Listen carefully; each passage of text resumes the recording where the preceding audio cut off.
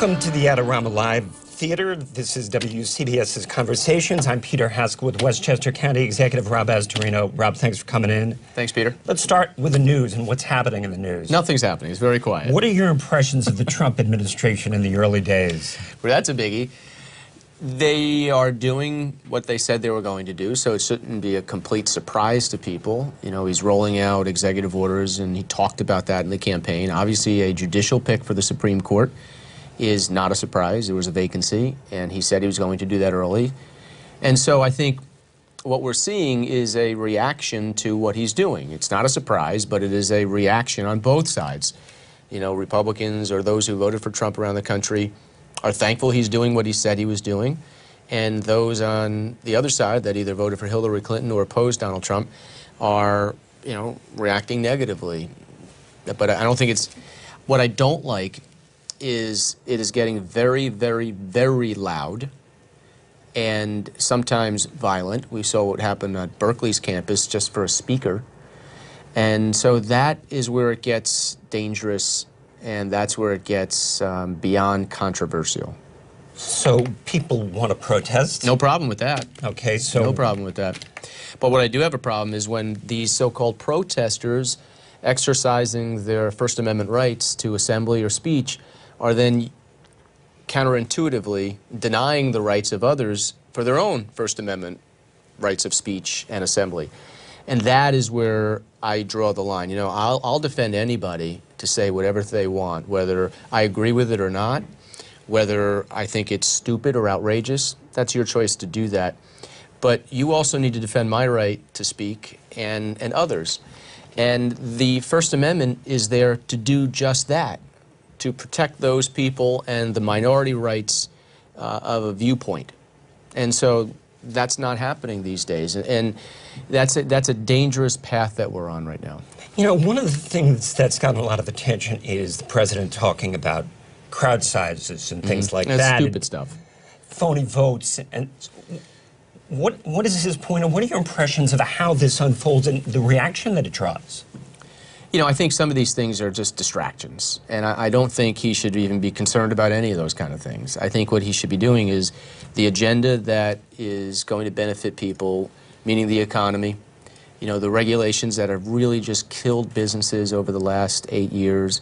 Those are the kind of things that he's got to get back on track. And if he does, he'll be rewarded, personally and politically, but also the country will be rewarded, and that's what we should all be rooting for. We want jobs. We want good-paying jobs and wages. But the distractions, you know, arguing over whether his crowd was bigger than Obama's crowd, who cares? That's just stupid stuff. So you've got this talk about either fake news or alternative facts, and it seems the question is this: does the truth matter? It certainly does, and it should matter to all sides. And you know, just because somebody has a viewpoint that is contrary to someone else doesn't mean that the other person is lying. You know, there is plenty of room for opinion, but if something is, you know, 1 + 1 always has to equal 2. And unfortunately, and I've seen it in government, 1 + 1 could equal any number you want. But does that serve the president's purposes? It doesn't serve anyone's purposes. It shouldn't serve this president or the previous president or the next president. It shouldn't serve anyone's purposes. 1 + 1 should always equal 2. And I'm also curious to get your take on civility or lack thereof. You got a Deputy Attorney General, she betrayed the Justice Department, picking on John McCain. You've heard all these things. What does that do to our conversation if there's no civility? Well, there needs to be civility, but civility needs to be on both sides. I mean, I don't want this, and I don't think you're portraying it. It shouldn't be portrayed as there's only one side that's being uncivil. Right now, we've got just noise, loud noise, and it's spilled over into violence, and that can't happen. I have no problem with loudness. I have no problem with people speaking up on whatever issue. But we've got into points now. We saw it in Berkeley the other day. We've seen it in some of these other protests down in Washington for the inauguration, and I was there, where you have people, and quite frankly, you know, if you're going to go out and you're going to destroy property, if you're going to try to assault people or spit on people because of their political views, then you're an animal, as far as I'm concerned. But my impression was those were professional protesters. Yeah. They were anarchists. They were not anti-Trump folks per se. Well, they took the occasion to be anti-Trump. Correct. And to be anarchists, but they need to be denounced by both sides, that's not acceptable behavior. You know, they were peaceful protests. The Women's March, for instance, on Saturday, the day after the inauguration, was a peaceful march. That's the right way to do things. The Rally for Life, the pro-life rally, peaceful. That's the right way to do things. But just because somebody has a Make America Great hat does not give you the right to go assault that person because you feel differently. And in terms of civility, I'm curious, what do you tell your kids about this? You know what? It's a learning lesson. I tell them that, unlike what some are saying, that the world is coming to an end, this is a learning lesson. This is part of democracy. I've always gone with, you know, you've got to be, thou shalt not sulk in defeat nor gloat in victory. That's how I kind of go through life. And I think that should be applied in all instances. You know, you're not going to win them all, you're not going to lose them all, and there's always another day. But we have a great process in this country. I took great offense to what John Lewis and 68 other Democrats did by not showing up at the inauguration. And I was very proud of the congressional representation in Westchester, all 3 Democrats, for going to the inauguration. And as they said, they may not agree with Donald Trump, but that day was not about Donald Trump or their party. That day was about America and the peaceful transition of power. And there'll be plenty of time to disagree and plenty of time to vote against them and plenty of time to fight. But that was not the day to do that. And I think that's where we're becoming a nation that is just completely torn apart, and there are no more rules. And, you know, we are a nation of laws. Those laws can be changed through the process. We've seen it through all different administrations. And to go beyond that is not what this country stands for. And that's where I talk about where we're getting into a dangerous zone as a nation. This would be my last question on this subject, but in terms of the president, what is his responsibility to try to create this civil environment and allow dissent? Oh, I think he is. I mean, he's not sending in combat troops to Berkeley or to places to say, you know, but he's stop criticizing people who are objecting to what he's doing. Well, but I think he's doing his agenda. Right or wrong, he's doing what he got elected to do. And that is going to spark protests, and you're going to have that kind of division. That's the process. I'm fine with that. And, you know, do I agree with his tweets at 3 in the morning or think? No, not necessarily. I really don't. But you know what? He has a job to do. The Congress has a job to do. And he's going to find that they're not always going to be compatible. And even with his own party, there's going to be areas of strong disagreement. And he's going to have to work through those. And I don't think, you know, just looking at his life, he's not used to that. You know, on Fifth Avenue, he was used to running his own business, and what he said goes. And the checks and balances that we have in a political system and a governmental system aren't necessarily what he was used to. He's going to learn that pretty quick when the Senate or the House, his party, are going to put the brakes on things. And you're going to see that happening. So let's switch over to Westchester, Sure. which brings you here. Let's start with Indian Point. Yeah. The governor has plans to close that in 5 years or so. What is that going to mean for Westchester? Well, I think what the governor did, and let's be brutally honest here, it was purely politics for the governor. And what he has done is he has taken all the good about Indian Point, the energy it produces, and it is 25% of Westchester and New York City's energy. He has taken the jobs, 1,000 directly employed at the plant, but then over 2,500 indirectly through contractors and businesses directly related to Indian Point. And he has taken the tax revenue that this company pays to not only Westchester, which is about $5 million all in, but to the town of Cortland, the village of Buchanan, half their budget, by the way, the school district, which is going to be absolutely devastated. So he's taken all of the good, and what he's left is all of the bad that we have to deal with, because the nuclear rods, the spent fuel rods, are going to be on site for about 6 decades. Which literally makes that property a wasteland. You're not going to repurpose that property, rezone that property, right along the Hudson, by the way. So you're not going to put condos there, you're not going to put anything there. It's basically, for the most part, that 240 acres will probably remain dormant, which means that property is not taxable in the future. So the hardships are going to be there. We've got to learn our lessons from what happened in Shoreham and in other areas where plants have been decommissioned in the country. Now, for the governor, he gets to check a box. and he cut a deal very quietly with Entergy and with Riverkeeper. Didn't inform anybody. And, you know, we're left holding the bag, and the ratepayers, we already pay the highest, second highest rates in America. Hawaii is #1.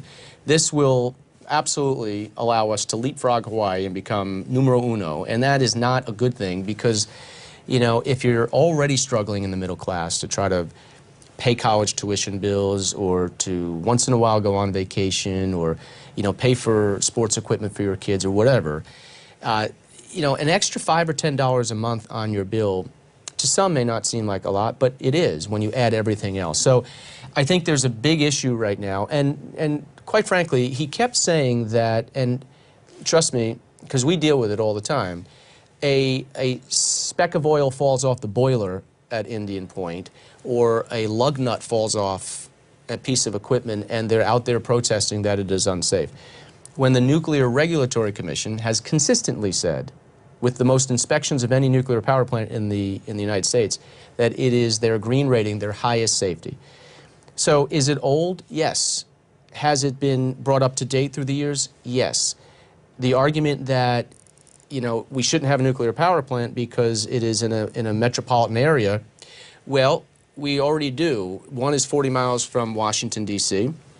We have them in Philadelphia, we have them in Chicago, we have them in Miami, because that's where people are. And, you know, we've got to make sure it's safe, and that's one of our biggest issues. And assuming it is, because the NRC says it is, you got to weigh the pros and cons. It is infinitesimally small that something would happen there. Infinitesimally small. Now we can say, oh, what if it did? We can do that. That's got to cross your mind. Well, but it crosses my mind when I cross the street. That if I look the wrong way, I'm going to get hit by a bus. You know, all the time. We get on a plane. Is it going to crash? Is there going to be terrorism? I mean, the odds are infinitesimally small, but the rewards are worth it. And so that's what we weigh every day. Otherwise, we'd be at a standstill in life. So what do you do to try to fill that budget hole? Well, you know, we've got to worry about the taxes, the jobs, the energy. And you can't have a growing economy if you don't have the power. And so that is a big concern. And, you know, is there enough power in the rest of the region? Well, you've got transmission line issues. You've got lawsuits that are going to happen now on all the potential. He has said right now there is no replacement, but they'll work on it. Well, I think it should have been done the other way. Everything should have been in place, then shut down Indian Point, as opposed to a 4-year deadline with potential lawsuits and actions that will delay this. And one of the things that I intend to do is to talk to Secretary Perry, because there is a rule under the Federal Power Act, Rule 202C, which gives the authority of the Secretary of Energy to make sure nuclear power plants or power plants stay on if there's a need. I don't know if we're going to ever get there. I want this on his radar, because if we are in a situation 3 or 4 years from now, or 5 or 6 years from now, where there is not enough electricity, where rates are going up, where we might have potential rolling blackouts, or the economy needs to build and there's not enough supply, then we've got to have that as an option. Doubtful it'll ever happen, but they need to know about it. I want to move on to anchorages. There's been a proposal to establish... in that same area. 43 anchorages on the Hudson River, 10 locations between Yonkers and Kingston. Yep. What does that mean for Westchester? I think there's a lot of issues with this. First of all, the Coast Guard did not follow their own rules with regard to public notices and hearings, and the process is very important. Secondly, you know, we in Westchester, and I know that the other northern counties have worked very hard to reclaim the Hudson River, to not only make it a healthier river, but also to promote tourism and economic development along that. Now, you have to understand the size of what these anchorages would be. Basically, they would be large parking lots with an indefinite amount of time. And let's just to be specific, this is about oil barges, right? Oil barges, potentially other things as well. But they would be sitting there almost a mile out of the Hudson. From a mile out and in is that whole parking lot area where they could just sit indefinitely. And that concerns a lot of us, because you do have issues of tourism, you do have issues of environmental sensitivity, but you also have security issues, terrorism issues. You know, take nuclear power plant, okay, that's there, and that is a soft target, hard target, and that still will be there for a long time, even through a decommissioning period. But more than that, I mean, we don't want to set up an area where you could have these oil barges become targets. Having said that, we know commerce has to move up and down. It must. So what we want is a strong dialogue with the U.S. Coast Guard. We have already been put on the record the issues that we think are very important to Westchester. And I think that, will tell over time how this progresses, but we have been opposed to it. Is it not contradictory to say, well, not worried about Indian Point being targeted, but I am concerned about barges on the Hudson being targeted? No, because you're just creating more opportunities for people that want to do ill will. I was never really concerned about Indian Point per se, because I've had the security briefings. I do know about that plant. I've been inside that plant many, many times. The redundancies are there. And there's for most people, they assume that if you shoot at it or a plane were to crash into the top, that it would be vulnerable. That's not the case. First of all, it is 6 foot wide, deep, concrete enforced dome.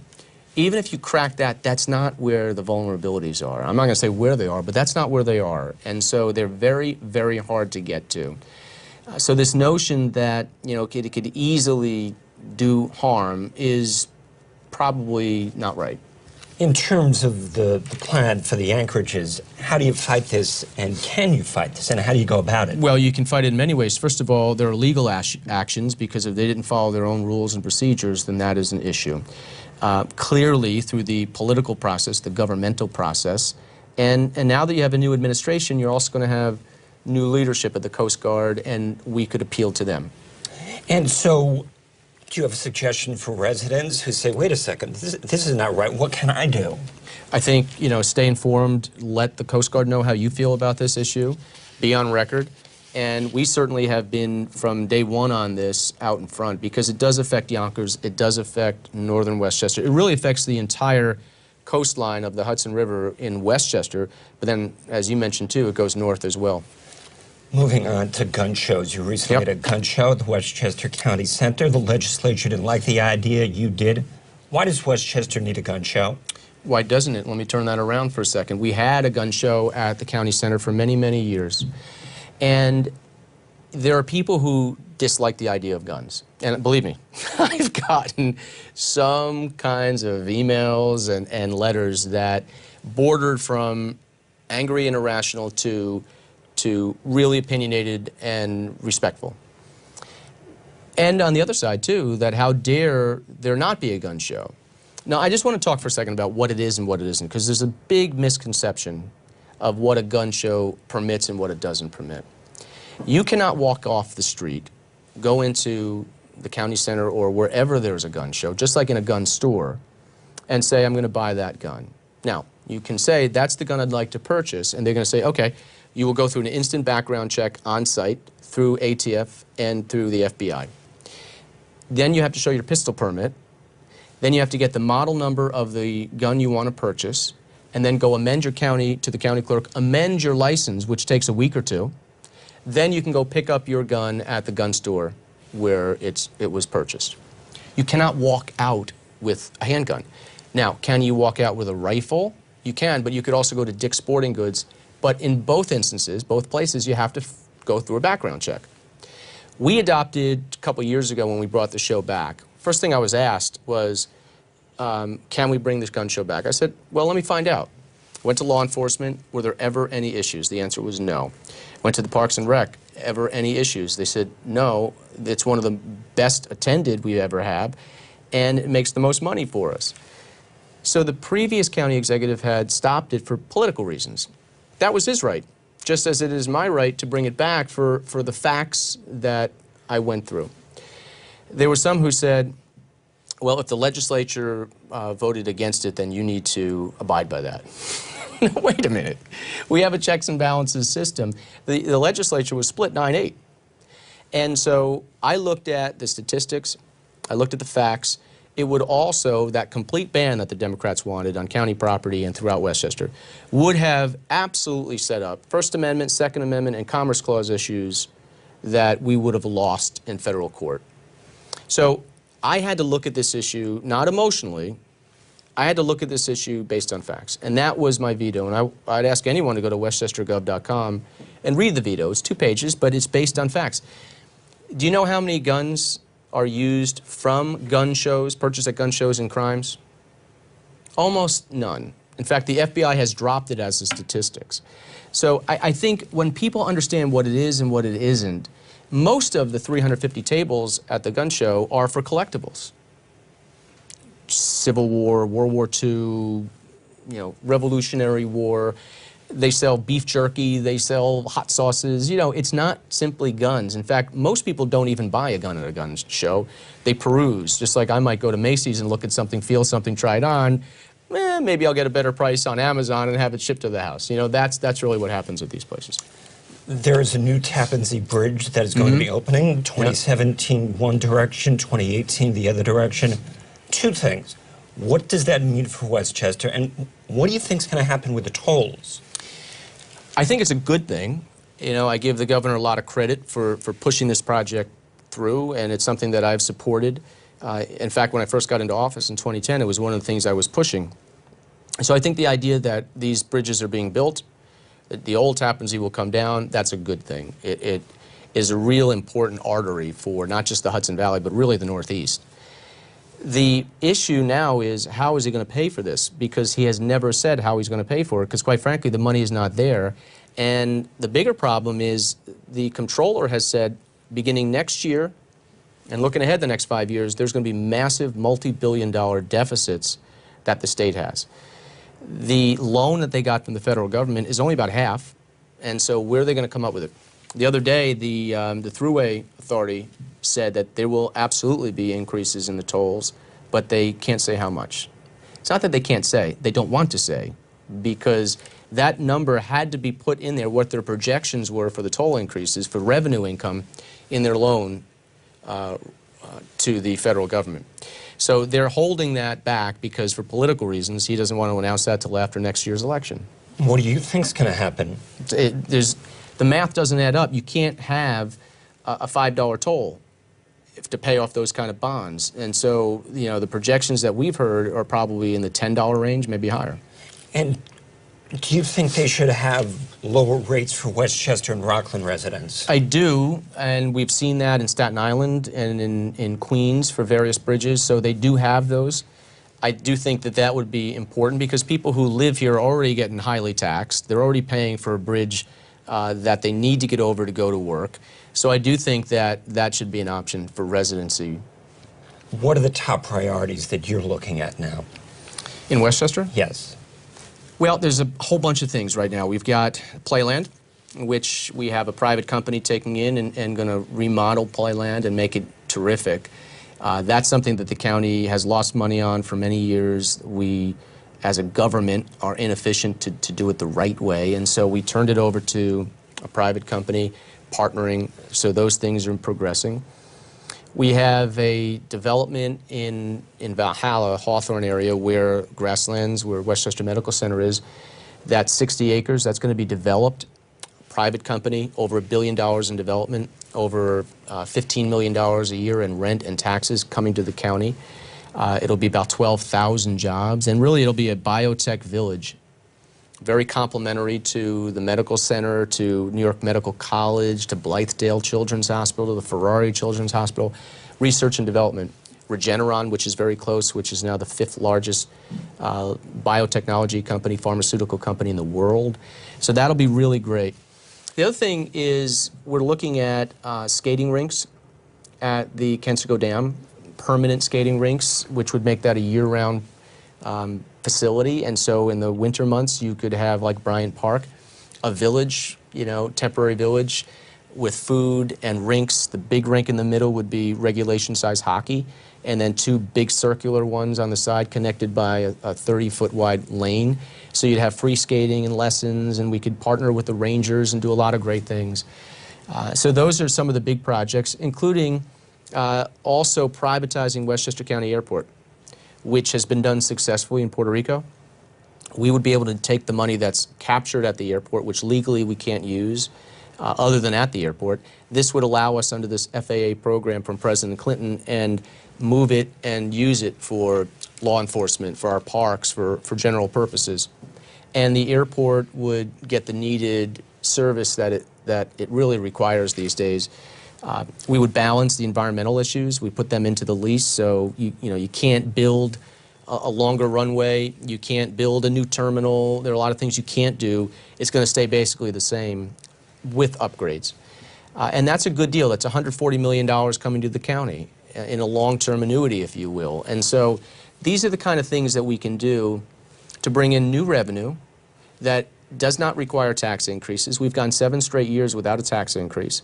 The budget today is a little less than when I walked in the door. So we're really working hard to make sure the taxpayer who is already beleaguered is not going to get pinched or bleed more. Last question for you. You've mentioned Governor Cuomo a few times. You ran against him. He defeated you. Is that something you'll take on again? I don't know. I mean, look, I'm on the ballot this year in Westchester.